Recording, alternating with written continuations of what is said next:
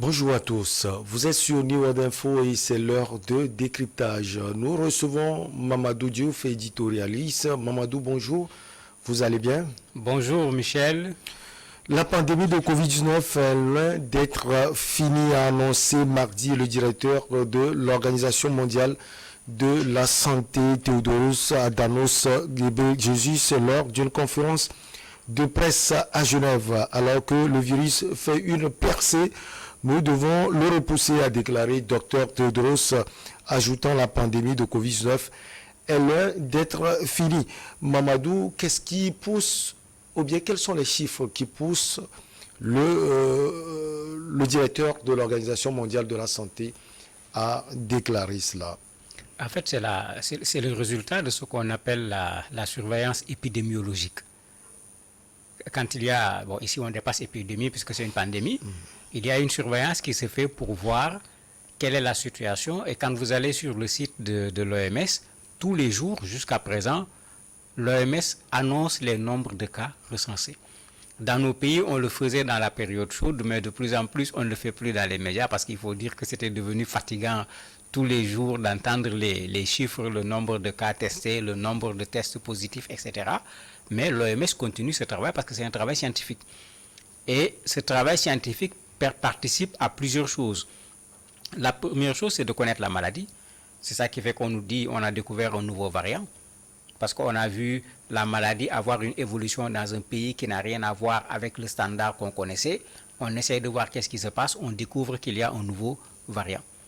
Ça amène également à surveiller est-ce que le vaccin qui était déjà là peut être efficace. Donc il y a tout un travail que l'OMS est en train de faire d'un point de vue scientifique. Et dans ce travail, il n'y a pas de bruit. Maintenant, c'est ce travail qui révèle aujourd'hui que le nombre de cas est en train d'augmenter un peu partout. En Europe surtout, mais même en Afrique, les cas sont en train de revenir dans certains pays. Ce qui inquiète le plus, c'est qu'en 2 semaines, il y a eu 30% d'augmentation des contaminations. C'est-à-dire carrément un retour de la contamination comme à un certain moment. Et ce qui est curieux, l'OMS l'avait dit. Puisque c'est dans tous les pays, quand on fait la surveillance épidémiologique, on sait que tel type de maladie, on voit davantage la maladie à telle période. Et l'OMS avait dit aux pays européens, attendez, on va aller vers les vacances estivales. C'est le moment encore où les gens vont se rassembler, se regrouper. Il y a des risques pour qu'on voit la contamination revenir. Le résultat, il est là. 30% d'augmentation de contamination en 2 semaines, ça pose un sérieux problème. Et c'est pourquoi, et c'est le rôle de l'OMS, il tire la sonnette d'alarme. Aussi bien par rapport aux citoyens ordinaires pour lui dire protège-toi, que par rapport aux États pour leur demander de prendre des mesures avant que la chose ne prenne une ampleur qui va être plus difficile à gérer. Alors, vous l'avez touché, l'OMS a invité justement les gouvernements à déployer les mesures testées et éprouvées comme le port du masque. On remarque véritablement qu'il y a un recul aujourd'hui dans presque tous les pays. Les gens sont fatigués. Il faut dire les choses comme elles sont. Hein. Ce n'est pas que les gens n'en veulent plus, les gens sont fatigués. Et il faut reconnaître quand même que porter un masque pendant 2 ans, il faut le faire. Maintenant, il est bon qu'on comprenne. C'est pourquoi ils reviennent sur ça. Il a été très clair, il a dit des mesures qui ont été testées, des mesures qui ont été éprouvées. Parce que jusqu'à présent, qu'on ne l'oublie pas, c'est ça que nous avons. Il y a certes un vaccin qui permet de réduire très fortement la contamination, qui permet de diminuer très fortement les cas graves, mais le vaccin n'empêche pas la contamination. Parce qu'il ne faut pas qu'on fasse dire aux gens ce qu'ils n'ont jamais dit. On n'a jamais dit que le vaccin empêche à quelqu'un d'être contaminé. S'il y avait un vaccin qui empêche à quelqu'un d'être contaminé, ceux qui sont vaccinés n'ont plus besoin de prendre ces mesures barrières, entre guillemets, comme on les appelait. Mais même la vaccination, pour le moment, ne le garantit pas. Maintenant, les mesures éprouvées, le cache-nez, la distanciation physique, comme on l'appelle, partout où il y a eu des cas, c'est avec ça qu'on a réussi à faire redescendre les cas. Partout où les gens ont pu maîtriser la pandémie, c'est avec ça qu'on l'a maîtrisé. Les vaccins sont venus s'y ajouter par la suite. Et c'est pourquoi ils reviennent sur ces mesures. Ça va être pas facile du tout. Ben, vous avez en France, je crois que c'est Nice, où on a exigé à nouveau que les gens portent les cache-nez dans les bus, dans un certain nombre de lieux, parce qu'avec la façon dont les infections sont en train de se multiplier, on est obligé de revenir à ce cache-nez. Et ça, il faudrait qu'on le comprenne. On a une maladie qu'on n'a pas encore vaincue. C'est pourquoi ce qu'il dit est extrêmement clair. Ce n'est pas encore la fin. On n'a pas encore vaincu la maladie. Tant qu'on ne l'a pas vaincu, on est obligé d'être dans la posture de la prévention pour réduire au maximum les contaminations. Mamadou, le 11 juillet, c'est-à-dire lundi passé, l'OMS recense plus de 552,5 millions de cas confirmés dans le monde, dont 232,5 millions en Europe et 6,3 millions de morts. Alors, la concentration, c'est en Europe, donc, selon les chiffres de l'Organisation mondiale de la santé. Oui, Covid est venu démentir ce qu'on a voulu toujours dire, les maladies, les infections, comme on les appelle même les maladies tropicales. Puisque pendant longtemps, c'est en Afrique qu'on voyait une maladie qui emporte un très grand nombre de personnes. Par moment même, on avait l'impression que l'OMS, c'est pour le continent africain, les autres avaient réglé leurs problèmes. Mais il ne faut pas qu'on oublie que le Covid, jusqu'à preuve du contraire, ne vient pas de l'Afrique. C'est la première chose.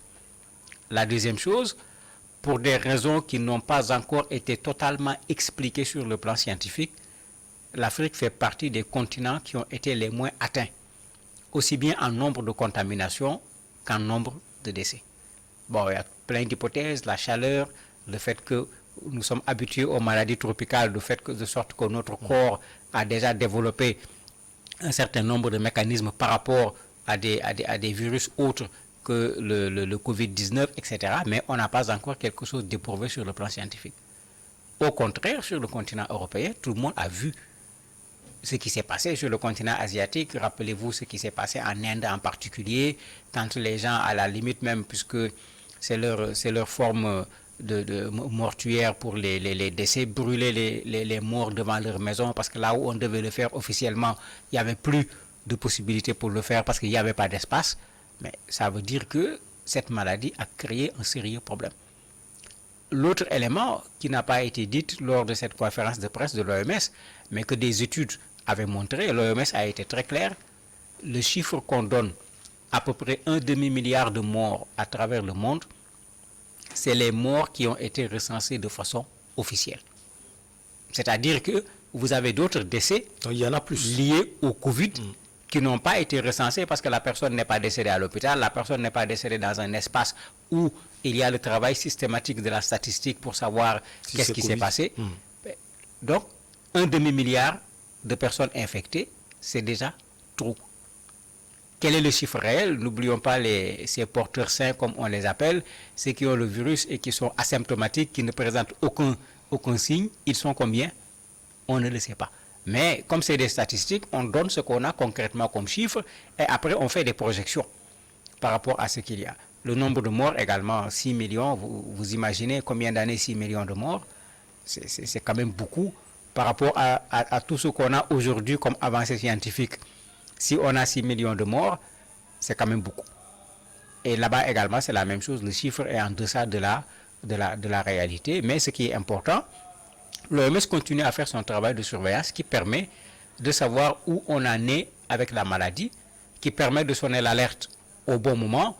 Le véritable problème, c'est que souvent, nous ne réagissons pas.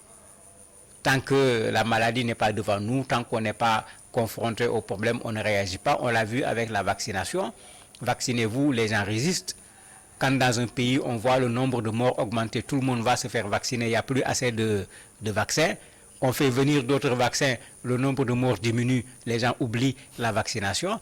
Mais l'OMS ne peut pas résoudre ce problème parce que ça, c'est un problème de comportement. Il faut qu'on comprenne que ma propre santé, je dois être le premier à m'en soucier avant d'aller voir l'OMS, avant d'aller voir un médecin pour qu'il m'accompagne parce que ce n'est pas ma spécialité, pour que je sache quel est le meilleur comportement que je dois avoir. Alors que sur tous ces plans aujourd'hui, bon, il faut dire que nous, comme les États, nous avons plus ou moins baissé les mains et le résultat est là. Covid est en train de reprendre de l'ampleur, surtout dans les pays européens. Mais n'oublions pas qu'après l'Europe, c'est nous. si je prends le cas du Sénégal, on a commencé à avoir encore ce qu'on appelle des cas importés. C'est-à-dire une expression qu'on avait oubliée depuis un certain temps. C'est vrai qu'il y a des cas de façon locale, mais on commence à identifier des cas venant parfois même de Sénégalais qui vivaient à l'étranger et qui sont venus pour passer les vacances. Les chiffres de l'Afrique ne sont pas connus. Vous avez touché quelques pays, vous avez parlé principalement du Sénégal, mais l'Afrique actuellement, face à Covid-19, selon vous, Mamadou? Ben, notre chance pour le moment, c'est que le continent semble avoir une prédisposition. Parce que quand vous faites l'exception du cas de l'Afrique du Sud, parce que là-bas, ça a été terrible, le cas de la Tunisie, qui pendant un moment également a subi très fortement la Covid-19, malgré ce qui existe là-bas également sur le plan sanitaire, aussi bien en termes d'infrastructures qu'en termes de ressources humaines, le Maroc. Parce que ces trois pays, à un certain moment, vraiment ont subi Covid de façon extrêmement forte. Quand on met de côté ces trois pays, les autres pays africains l'ont subi, mais pas comme on le voit en Europe, pas comme également ces trois pays qui ont été cités. Mais ce que ça veut dire, c'est que nous, Africains également, on peut avoir des problèmes avec le Covid. Parce qu'il ne faut pas qu'on se dise, mais on a des prédispositions qui nous permettent de pouvoir résister. Et parce qu'on a ces prédispositions, ce n'est pas la peine de se casser la tête. C'est le contraire. En Afrique du Sud, il y a des Noirs comme nous. Et cela n'a pas empêché que la maladie a fait des ravages parmi les populations noires. Donc, il y a d'autres éléments qui sont importants à prendre en compte pour éviter que ce que l'on voit aujourd'hui sur le continent européen qui commence à inquiéter l'OMS et à inquiéter ces pays également où ça se multiplie, en Asie également, parce que ce n'est pas en Europe seulement. On a vu la Chine avec ses vagues et ce retour à ce qu'ils appellent zéro Covid. On vaccine à grande échelle, on confine à grande échelle, puisque la Chine est restée sur cette méthode extrêmement forte pour dominer la maladie. Mais n'oublions pas que c'est là-bas que ça va commencer. C'était aller en Europe, c'est venu ensuite chez nous. C'est là-bas que ça a recommencé. C'est aller en Europe, ça y est actuellement. Donc préparons-nous, parce que les mêmes causes risquent de reproduire exactement les mêmes effets. Et c'est pourquoi l'appel de l'OMS est un appel important. C'est maintenant qu'il faut voir quoi faire pour que déjà le peu qu'on a eu, qu'on ait encore moins. Au lieu de faire le contraire, en dormant sur nos lauriers, de sorte que quand ça va revenir, on se retrouve avec une situation qui soit pire que ce qu'on avait connu auparavant, ce qui n'est pas logique. Parce qu'on connaît un peu plus la maladie aujourd'hui, on a une certaine expérience dans la gestion de cette pandémie, mais quand on met tous ces éléments ensemble, même si le Covid revient en Afrique, il doit faire moins de dégâts, voire même beaucoup moins de dégâts que ce qu'il a déjà fait. Alors, l'ONU envoie, j'allais dire, l'OMS envoie aussi, Mamadou Diouf, un message retour aux mesures drastiques. Pas encore, parce qu'en fait, avec Covid, on va crescendo. Vous avez vu ce qui s'est passé à un certain moment. On dit, bon, on prend les cache-nez, les rassemblements sont interdits. Aujourd'hui, on autorise les rassemblements. Tout ça, c'est lié à la croissance de la contamination. Chaque pays a ses règles. On considère qu'à partir de, je ne sais pas, 300 contaminations par jour, il faut prendre telle mesure. À partir de 500 contaminations par jour, il faut prendre telle autre mesure. À 2000 contaminations par jour, là, il faut confiner les gens. En fait, dans chaque pays, vous avez un comité scientifique de façon générale qui a une sorte de baromètre. Et c'est sur la base de ce baromètre que ce comité scientifique souvent dit à l'État, parce que c'est l'État qui prend ces décisions, ce n'est pas le comité scientifique. Nous sommes arrivés à un nouveau tel que nos hôpitaux risquent d'être submergés, nous n'avons plus assez de personnel de santé, on n'a plus de place, il faut des mesures fortes pour bloquer la contamination. Et la mesure est prise en fonction du niveau de la contamination. Donc chaque pays le prend sur la base d'un certain nombre de baromètres qui lui sont propres. Espérons qu'on ne va pas encore arriver pour les pays africains à ce niveau, parce que ne faut pas qu'on oublie que Covid est une maladie, mais cette maladie a le défaut également d'entraver les déplacements des personnes, d'entraver les activités économiques, d'engorger les hôpitaux, de sorte que les conséquences du Covid ne se limitent pas à Covid tout simplement. Comme on l'a vu, nous sommes dans une situation économique assez difficile et c'est dû en partie au Covid, ce n'est pas seulement dû à la guerre entre la Russie et l'Ukraine. Alors l'OMS révèle également l'absence et de la mise en place de mesures de santé publique adaptées à des régions touchées concrètement. Est-ce que l'organisation va pouvoir aider cette partie du monde à pouvoir résoudre ce problème, surtout l'Afrique?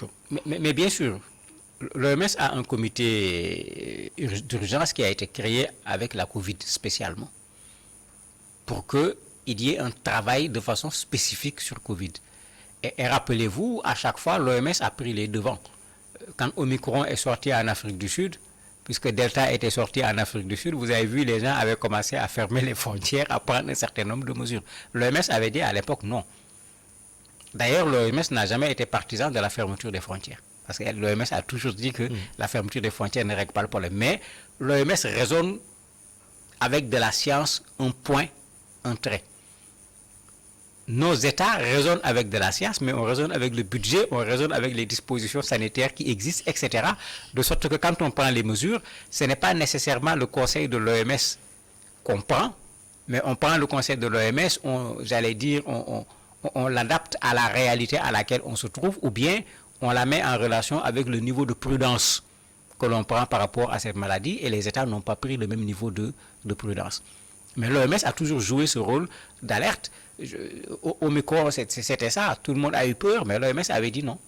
Au bout de quelques temps, l'OMS a dit plus de contamination, c'est vrai, mais elle est moins létale, ça fait moins de décès, ça fait moins de cas graves. Ceux qui avaient recommencé à fermer les frontières ont laissé tomber progressivement. Maintenant, au niveau de l'OMS, puisque c'est une gestion à l'échelle mondiale, les éléments scientifiques sont mutualisés, puisque tous qui font des travaux, on mutualise pour voir qu'est-ce qu'il y a de plus efficace. De la même manière, les mesures de prévention également sont mutualisées pour qu'on reverse vers les États les meilleures mesures permettant de faire de la prévention. Et l'OMS joue de façon parfaite ce rôle-là aujourd'hui, même si malheureusement les États n'ont pas toujours suivi les conseils de l'OMS. Bon, pour nous, l'Afrique, c'est encore mieux. N'oublions pas que quand Covid venait en Afrique, il n'y avait que 2 ou 3 pays qui pouvaient faire un test et dire que c'est Covid. Pratiquement tous les autres pays, c'est l'OMS qui a aidé en matériel, c'est l'OMS qui a aidé également en amélioration des compétences pour que les pays soient en mesure de pouvoir détecter le Covid, parce que l'OMS en avait besoin pour savoir à l'échelle mondiale qu'est-ce qui se passe. Donc pour l'Afrique, l'OMS a toujours joué ce rôle avec les vaccinations, avec plein de choses. C'est ce même rôle qui continue avec le Covid. Merci beaucoup à vous. Mamadou Diouf, monde de la pandémie de Covid-19 est loin d'être fini selon l'Organisation mondiale de la santé. On marque une petite pause et derrière on reçoit l'homme politique ivoirien Corneille Norbert Kouassi.